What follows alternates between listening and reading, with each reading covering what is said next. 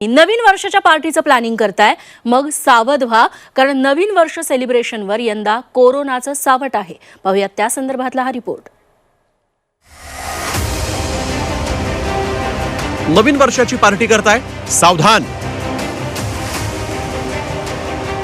New year सेलिब्रेशनवर कोरोनाचं सावट. जेन dot व्हेरियंटमुळे राज्यात पहिला मृत्यू. नवीन वर्ष सेलिब्रेशनवर यंदा कोरोनाची टांगती तलवार आहे. राज्यात कोरोनाचे 117 नवे रुग्ण आढळून आले आणि त्यामुळे कोरोनाच्या ऍक्टिव्ह रुग्णांची संख्या ही 669 वर पोहोचली आहे. धक्कादायक बाब म्हणजे कोरोनामुळे राज्यात एका रुग्णाचा मृत्यू झालाय. त्यामुळेच आरोग्य यंत्रणा सतर्क झाली. पुढचे 10-15 दिवस आरोग्य यंत्रणेनं आणि नागरिकांनी सतर्क राहावं असं आवाहन आरोग्यमंत्री डॉक्टर तानाजी सावंत यांनी केलंय.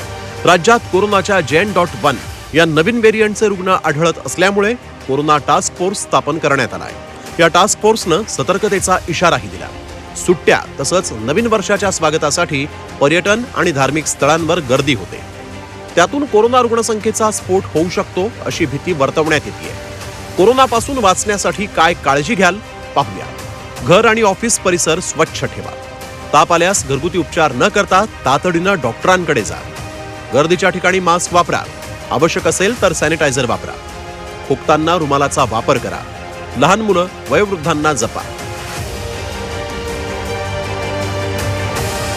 कोरोनाचा JN.1 हा नवीन उपप्रकार जरी घातक नसला तरी नागरिकांनी काळजी घ्यावी.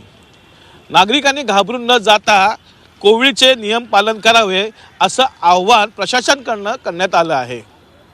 त्यामुळे घाबरू नका, मात्र काळजी घ्या. व्हिडिओ जर्नलिस्ट धीरजसह कपिल राऊत, झी मीडिया, मुंबई.